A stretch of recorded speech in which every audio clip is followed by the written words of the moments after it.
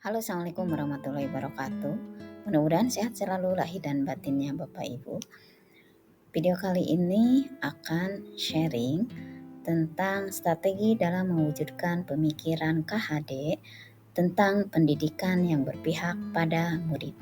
Ini merupakan tugas modul 1.1.H, yaitu demonstrasi kontekstual modul 1.1, program pendidikan guru penggerak.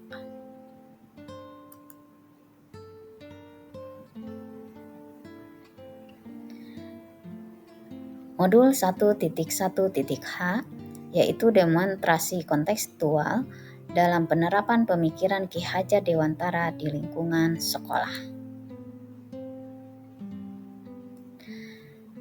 Dasar-dasar pendidikan. Menurut Ki Hajar Dewantara, pengajaran merupakan bagian dari pendidikan. Pengajaran merupakan pendidikan yang memberikan ilmu atau faedah buat anak-anak baik lahir maupun batin.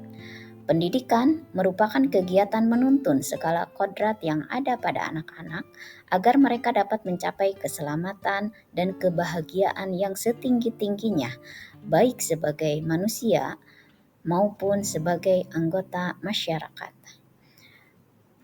Sehingga peran pendidik ibaratnya seperti petani yang merawat dan menjaga tanaman agar tumbuh lebih baik dan menjaga dari hal-hal yang dapat merusaknya. Namun, tidak dapat merubah kodrat tanaman yang dirawatnya. Ada 3 aliran dasar jiwa anak dan hal ini perlu kita perhatikan. Yang pertama, anak itu seperti sebuah kertas yang belum ditulisi. Teori ini merupakan teori lama dan sudah tidak digunakan lagi. Di sini berarti peran pendidik berkuasa sepenuhnya. Oleh karena itu, sebabnya kenapa teori ini tidak digunakan lagi. Teori yang kedua menyatakan bahwa peserta didik seperti kertas yang sudah ditulisi sepenuhnya.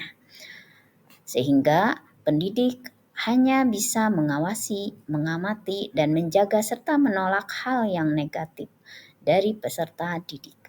Sedangkan teori yang ketiga disebut teori konvergensi teori, yang menyatakan bahwa peserta didik ibarat sebuah kertas yang sudah digambari namun masih samar, sehingga peran pendidik yaitu menebalkan agar gambar tersebut menjadi baik semuanya, atau menebalkan gambar yang ada di dalam kertas tersebut sehingga menjadi baik semuanya. Oleh karena itu, pendidik memiliki tabiat. Yang pertama itu intelligible, yang terdiri dari kemampuan intelek yang dapat berubah berdasarkan pendidikan yang dilaluinya. Dan yang kedua adalah biologis, yang tidak dapat berubah. Kedua tabiat ini harus diolah agar peserta didik atau manusia dapat menguasai dirinya sehingga menjadi makhluk yang beradab. Dalam pendidikan harus memperhatikan kodrat alam dan kodrat zaman. Kodrat alam meliputi sifat, yaitu anugerah yang diberikan oleh Sang Pencipta, modal agar manusia bisa mulia. Dan yang kedua, bentuk yang dipengaruhi oleh lingkungan. Sedangkan kodrat zaman terdiri dari isi, yaitu waktu yang sesuai dengan keadaan, dan irama, artinya cara menggunakan unsur kebudayaan dan tanggung jawab pribadi.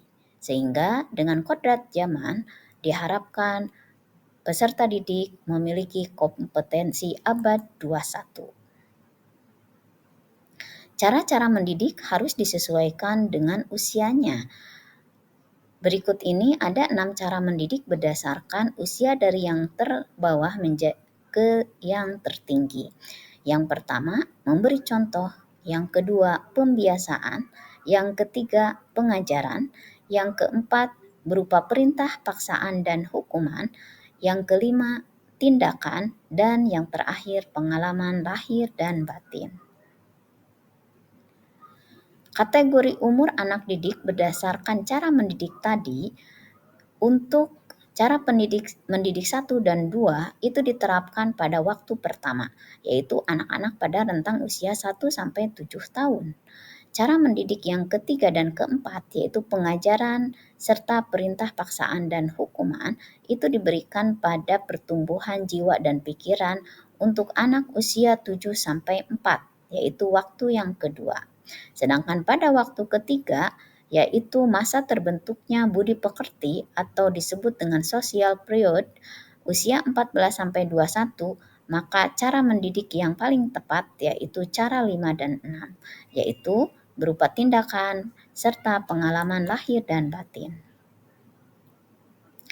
Dalam mendidik juga harus menerapkan filosofi Ki Hajar Dewantara yang disebut dengan Ajas Trikon, yaitu kontinuitas, artinya harus terus-menerus dan berkesinambungan, sehingga siswa menjadi bisa karena terbiasa. Yang kedua, konvergensi, artinya harus mengambil dari berbagai sumber namun disesuaikan dengan kondisi dan karakteristik yang ada. Dan yang ketiga, konsentris, artinya harus berpusat pada jati diri sendiri.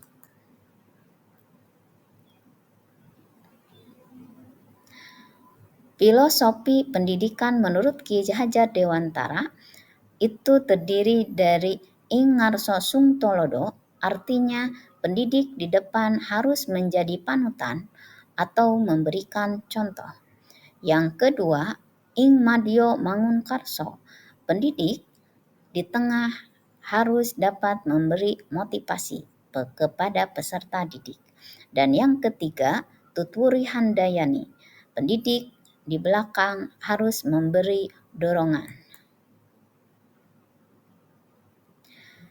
Pendidikan yang berpihak kepada murid adalah pendidikan yang memberi ruang kepada murid secara utuh, sehingga murid dapat memuliakan dirinya dan orang lain, artinya mencapai kemerdekaan batin. Dan mandiri artinya tidak tergantung kepada orang lain, sehingga ia menjadi manusia yang merdeka lahirnya. Kodrat diri atau kekuatan diri yang dimiliki oleh murid dapat menuntunnya untuk dapat mengatur hidupnya tanpa terperintah oleh orang lain, sehingga ia menjadi manusia yang merdeka seutuhnya.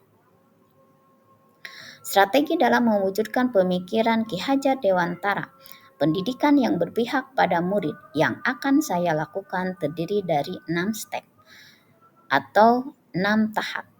Yang pertama, melaksanakan merdeka belajar, artinya menerapkan prinsip-prinsip mereka belajar dalam pendidikan. Yang kedua, menjadi pamong atau fasilitator yang dapat menuntun peserta didik. Yang ketiga, mendidik disesuaikan dengan usia dan karakteristik murid. Yang keempat, mendidik sesuai dengan kodrat alam dan kodrat zaman. Yang kelima, mendidik dengan membentuk budi pekerti. Dan yang terakhir, agar mendapatkan dukungan dari semuanya, maka otomatis harus berkolaborasi dengan stakeholder.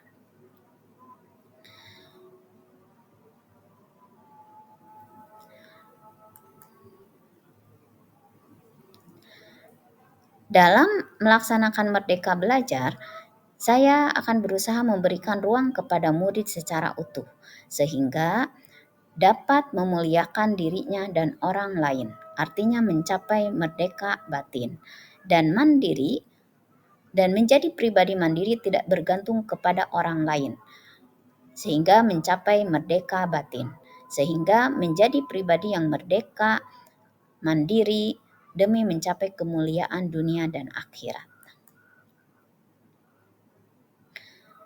Sedangkan menjadikan diri saya sebagai pendidik, sebagai pamong atau fasilitator, artinya saya memberikan kebebasan kepada peserta didik, namun tetap memberikan arahan, memberikan contoh, motivasi, serta memberikan semangat, sehingga peserta didik memiliki panduan dalam mencapai tujuannya dengan penuh semangat, merdeka, dan bahagia. Sedangkan mendidik sesuai usia dan karakteristiknya, dalam mendidik, saya menyesuaikan dengan usia dan karakteristik peserta didik. Artinya, disesuaikan dengan tingkat psikologis dan kognitif peserta didik, sehingga peserta didik dapat lebih mudah dalam memahami pembelajaran.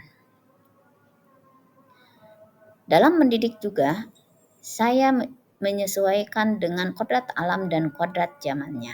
Artinya, mendidik secara kontekstual sesuai dengan konteks yang ada, disesuaikan dengan kondisi dan lingkungan sekitar, baik sosial, budaya, maupun kultural.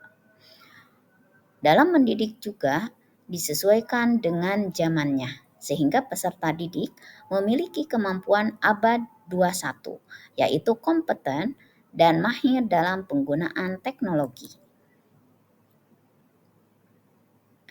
Yang kelima, dalam mendidik juga berusaha membentuk budi pekerti peserta didik dengan cara membantu murid memiliki regulasi emosi sehingga dapat mengelola diri, sehingga memiliki kesadaran sosial, mampu membuat keputusan yang bertanggung jawab, yang memerdekakan dirinya dan orang lain, sehingga tercapai merdeka lahir dan batin.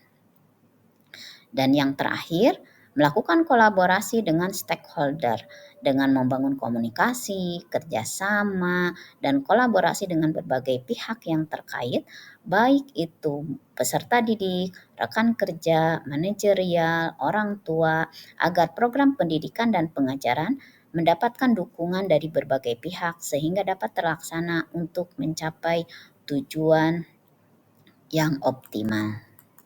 Sehingga output dari strategi dalam mewujudkan pemikiran KHD pendidikan yang berpihak kepada murid yaitu terbentuknya profil pelajar Pancasila, yaitu pelajar yang bertakwa kepada Tuhan Yang Maha Esa, yang bergotong royong, yang berkebinekaan global, yang kreatif, yang bernalar kritis, dan mandiri. Baik mandiri batin artinya merdeka dirinya sendiri, memerdekakan dirinya dan orang lain, dan merdeka batin artinya tidak tergantung kepada orang lain. Otomatis pendidik tersebut menjadi pribadi-pribadi yang berbudi pekerti dan menjadi pribadi yang merdeka seutuhnya sehingga dapat mencapai derajat mulia karena mencapai kebahagiaan dunia maupun akhirat, lahir dan batin. Demikian yang dapat saya sajikan. Mudah-mudahan apa yang direncanakan dan yang diharapkan dapat tercapai seoptimal mungkin. Terima kasih. Assalamualaikum warahmatullahi wabarakatuh.